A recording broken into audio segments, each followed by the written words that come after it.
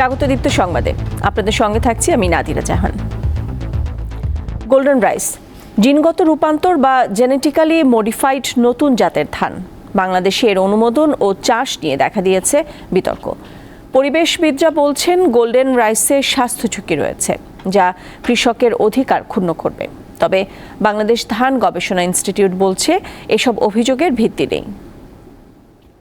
কৃষক সহ প্রায় সবার কাছেই খুব জনপ্রিয় একটি ধানের নাম হচ্ছে ব্রি 29, যে ধানের ভেতরে ভুট্টার জিন ঢুকিয়ে জেনেটিক্যালি ইঞ্জিনিয়ারিংয়ের মাধ্যমে উদ্ভাবন করা হয়েছে নতুন এক জাতের ধান, যার নাম গোল্ডেন রাইস।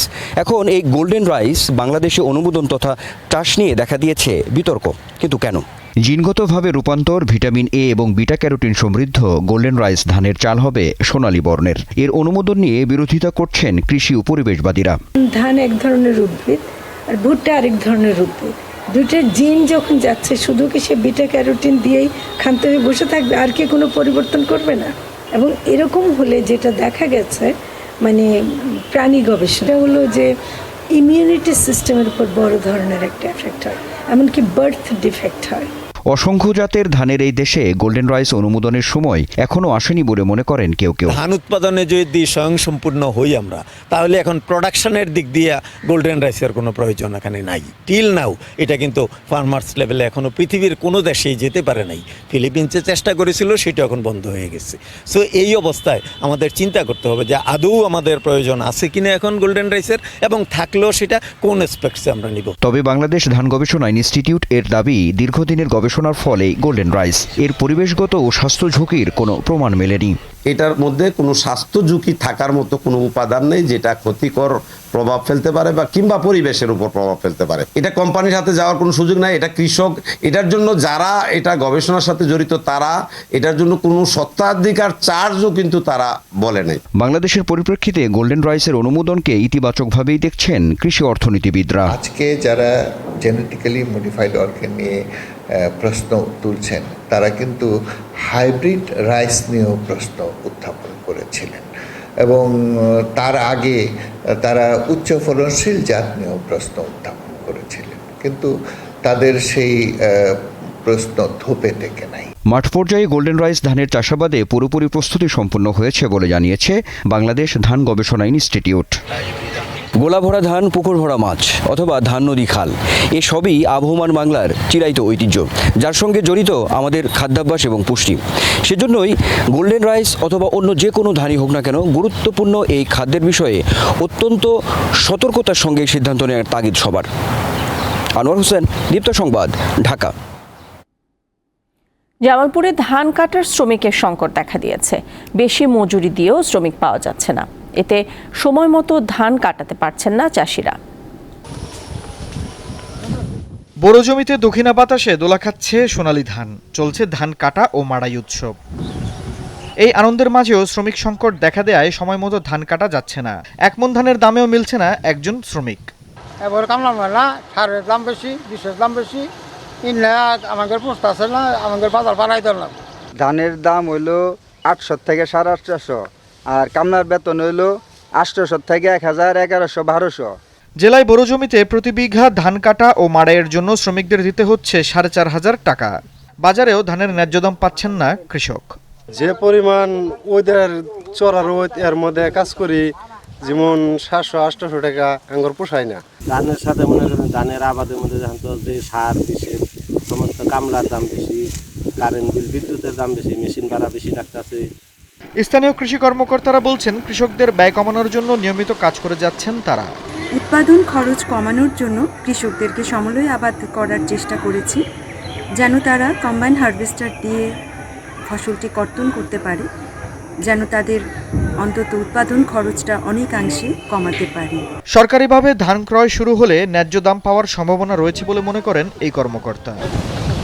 দীপ্ত বার্তা কক্ষ। এবার থাকছে উদ্দীপ্ত, যা কিছু ভালো উদ্দীপনার।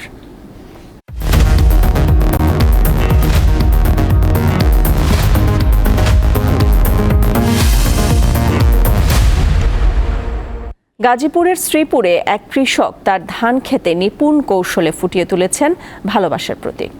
সবুজ আর বেগুনি ধান রোপণ করে জমিতে চমৎকার নকশা ফুটিয়ে তুলেছেন তিনি। অসাধারণ এই দৃশ্য মুগ্ধ করছে সবাইকে।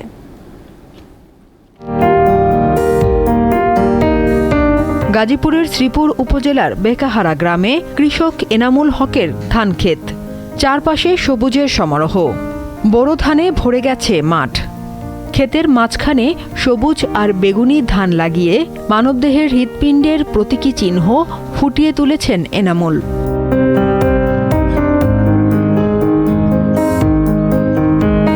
এটা পরিবেশটা অনেক সুন্দর, মানে খুবই ভালো লাগছে। আমরা ফ্যামিলির সাথে ঘুরতে এসেছি।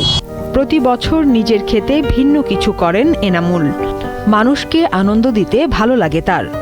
ধান ব্যবহার করা হয়েছে বঙ্গবন্ধু ধান এবং বেগুনি ধান। 10-12 বিঘা জমি করি, এর মধ্যে আপনার এই আধা বিঘা জমির মধ্যে আমি অন্যরকম মানুষরা যেন দেখতে আসে এরকম একটা কিছু করবার চেষ্টা করি। কৃষকরা এমন ব্যতিক্রমী উদ্যোগ নিতে চাইলে সহায়তা দেওয়ার আশ্বাস দিয়েছে স্থানীয় কৃষি বিভাগ। প্রতিনিয়ত সহযোগিতা করছি, ওনার সমস্যা হলে আমরা সেটা সমাধানও করে দিচ্ছি। এর আগে ধান খেতে মা ও বাংলাদেশের মানচিত্র ফুটিয়ে তুলেছেন এনামুল হক। দীপ্ত, বার্তা কক্ষ। সেমস গ্লোবাল ইউএসএর আয়োজনে শুরু হলো 3 দিনব্যাপী আন্তর্জাতিক প্রদর্শনী ঢাকা মোটর শো। বৃহস্পতিবার সকালে কনফারেন্স অ্যান্ড এক্সিবিশন ম্যানেজমেন্ট সার্ভিসের আয়োজনে Bangabandhu Bangladesh China friendship exhibition সেন্টারে এই শো এর আয়োজন করা হয়। সেমস গ্লোবাল ও বাংলাদেশ মোটর স্পোর্টসের সহ আয়োজনে উদ্বোধনী অনুষ্ঠানে প্রধান অতিথি হিসেবে উপস্থিত ছিলেন বাংলাদেশ বিনিয়োগ উন্নয়ন কর্তৃপক্ষের নির্বাহী সদস্য মহসিনা ইয়াসমিন। স্বাগত বক্তব্য প্রদান করেন SEMS global USA and Asia প্যাসিফিকের president and group managing director Mehrun N ইসলাম।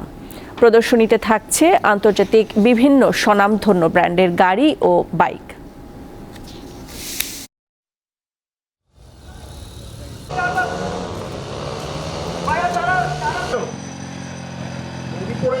দেশের বাইরের খবর। ক্রমেই মিত্রহীন হয়ে পড়ছে বিশ্বের অন্যতম শক্তিশালী দেশ যুক্তরাষ্ট্র। ফিলিস্তিনের গাজায় ইসরায়েলের আক্রমণের সমর্থন, ইউক্রেন রাশিয়া যুদ্ধ, ইরানের সাথে বৈরিতা ও চীন রাশিয়ার বন্ধুত্ব বেশ চাপে ফেলেছে দেশটিকে। বলা হচ্ছে গেল কয়েক দশক বিশ্ব রাজনীতি নিয়ন্ত্রণ করা যুক্তরাষ্ট্র এবার বেশ চাপেই পড়েছে। যদি তোর ডাক শুনে কেউ না আসে তবে একলা চলরে, সেই একলা চলার কথা রবি ঠাকুর বলে গিয়েছিলেন ভিন্ন সময়ে ভিন্ন প্রেক্ষাপটে। কিন্তু বিশ্বে যার ছড়ি ঘোরানোর অভ্যাস, ক্রমেই তার একলা হয়ে পড়া আর প্রভাব হারানো কেমন হতে পারে।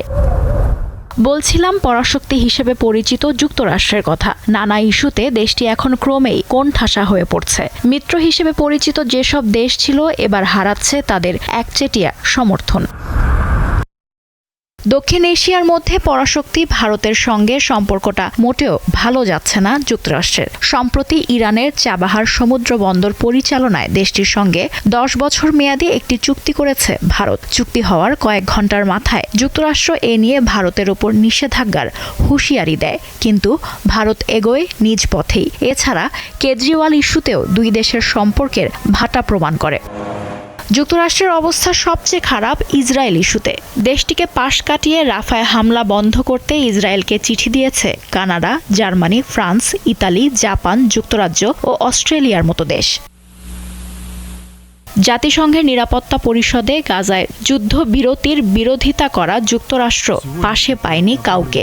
এমনকি মিত্র হিসেবে পরিচিত ফ্রান্স, জাপানও যুদ্ধবিরতির পক্ষে অবস্থান নিয়েছিল। আগ্রাসনের শুরুতে যেসব দেশ মার্কিন প্রশাসনের সাথে সুর মিলিয়ে ইসরায়েলকে ঢালাও সমর্থন দিয়েছিল, তারাও এখন নেতানিয়াহুকে থামাতে চান। এ পরিস্থিতিতে অনেকেই বলছেন ইসরায়েলকে অন্ধ সমর্থন দিয়ে একা হয়ে পড়েছে ওয়াশিংটন।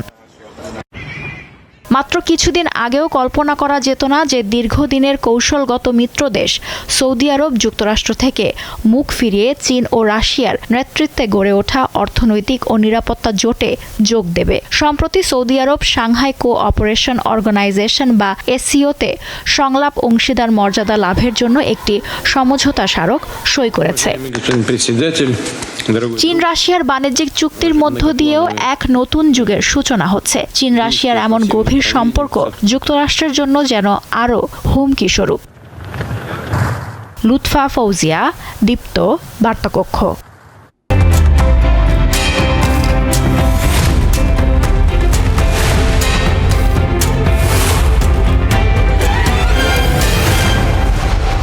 দর্শক, এবার জানাবো এক নজরে দৈনিক পত্রিকার শিরোনামগুলো। আমার হাতে শুরুতেই রয়েছে দৈনিক ইত্তেফাক পত্রিকা।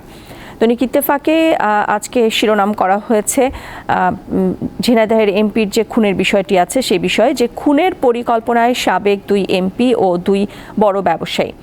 এটি একটি বিশেষ প্রতিবেদন। স্বর্ণ চোরাচালানের নিয়ন্ত্রণ নিয়ে কাউকে ভাগ দিতেন না আজিম, হত্যাকাণ্ডের আদ্যোপান্ত জানিয়েছেন আমানুল্লাহ। এরই প্রেক্ষিতে আছে যে এমপি আজিমের মৃতদেহের খণ্ডিত অংশ উদ্ধার, কলকাতা সিআইডির 2 কর্মকর্তা ঢাকায় এসেছেন, সেই বিষয়টিও আছে। হত্যাকারীরা প্রায় চিহ্নিত, শুধু ঘোষণা বাকি, স্বরাষ্ট্রমন্ত্রীর বক্তব্য। এই বিষয়টিকে আসলে গুরুত্ব দেওয়া হয়েছে দৈনিক ইত্তেফাকে। এছাড়াও গতকাল 14 দলের বৈঠক হয়েছে, সেখানে প্রধানমন্ত্রী বলেছেন, সেই বিষয়টিকেও এখানে শিরোনাম করা হয়েছে। বে অফ বেঙ্গলে ঘাঁটি বানাতে দিচ্ছে না বলেই আমি খারাপ। এটি পার্বত্য চট্টগ্রাম মিয়ানমার নিয়ে খ্রিস্টান রাষ্ট্র বানানোর ষড়যন্ত্র চলছে, জ্বালাও পোড়াও করলে ছাড় নেই। এবার আমার হাতে রয়েছে দৈনিক প্রথম আলো পত্রিকা। দৈনিক প্রথম আলোতেও 14 দলের বৈঠকে প্রধানমন্ত্রীর খবরটিকে শিরোনাম করা হয়েছে। এছাড়া তাদের আরও 2টি শিরোনাম রয়েছে, যে বেনজিরের সম্পদ জব্দ করার আদেশ। দুদকের আবেদনের প্রেক্ষিতে সাবেক আইজিপি বেনজির আহমেদ তার স্ত্রী ও মেয়ের ব্যাংক হিসাবও অবরুদ্ধ করার আদেশ দিয়েছেন আদালত। এর প্রেক্ষিতে শাহদিন মালিকের একটি মন্তব্য আছে, সেইটিকেও এখানে প্রতিবেদনে নিয়ে আসা হয়েছে। বেনজির আহমেদের জ্ঞাত আয় বহির্ভূত সম্পদের বিষয়ে সংবাদ মাধ্যম, সামাজিক যোগাযোগ মাধ্যম এবং লোকমুখে সব সময় আলোচনা ছিল, বিষয়টি প্রায় সবাই জানত, এই বক্তব্য দিয়েছেন শাহদিন মালিক। এছাড়াও সমুদ্রপৃষ্ঠের উচ্চতা বাড়ছে, হুমকিতে উপকূল, এই খবরটিকেও গুরুত্ব সহকারে ছাপিয়েছে প্রথম আলো। এবার আমার হাতে রয়েছে দৈনিক কালের কণ্ঠ। দৈনিক কালের কণ্ঠেও সাবেক আইজিপির খবরটিকেই ফলো করে প্রচার করা হয়েছে। বেনজিরের সব সম্পত্তি জব্দ, এবং এই প্রতিবেদনের পাশাপাশি প্রতিক্রিয়া হিসেবেও দেয়া হয়েছে কেউ আইনের ঊর্ধ্বে নন এবং জনগণের প্রত্যাশা পূরণ হয়েছে। এছাড়াও 14 দলের সভায় শেখ হাসিনার যে বক্তব্য আছে, প্রধানমন্ত্রী শেখ হাসিনার, সেই খবরটিকেও এখানে গুরুত্ব সহকারে প্রচার করা হয়েছে। দৈনিক সমকাল, মোটা অঙ্কের পাওনার বিরোধী কি খুন? সমকালেও এমপি আজিম হত্যাকে নিয়েই গুরুত্ব সহকারে প্রতিবেদন করা হয়েছে। এছাড়াও মাননীয় প্রধানমন্ত্রীর খবরটি রয়েছে। আরেকটি ভিন্ন ধরনের প্রতিবেদন রয়েছে, ব্যাংকে আস্থা না ফিরলে বিপর্যস্ত হবে অর্থনীতি। সিপিডির সংলাপ গতকাল হয়েছে, আপনারা জানেন, সেই খবরটিকেই দৈনিক সমকাল গুরুত্ব সহকারে।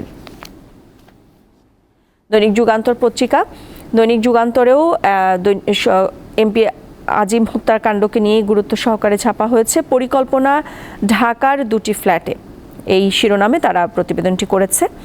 এছাড়াও মাস্টার মাইন্ড শাহীন অপরাধ রাজ্যের অধরা সম্রাট, কোট চাঁদপুরের বাগানবাড়িতে যাতায়াত ছিল আনারের। দর্শক, আমার কাছে এই ছিল আজকের দৈনিক পত্রিকার শিরোনামগুলো। এই ছিল এখনকার মতো। আমাদের পরের সংবাদ বেলা 12টায় দেখার আমন্ত্রণ রইল। এছাড়াও তথ্য বিনোদনের খবরাখবর জানতে চোখ রাখুন দীপ্ত ডিজিটাল প্ল্যাটফর্মগুলোতে। সাথে থাকার জন্য ধন্যবাদ সবাইকে।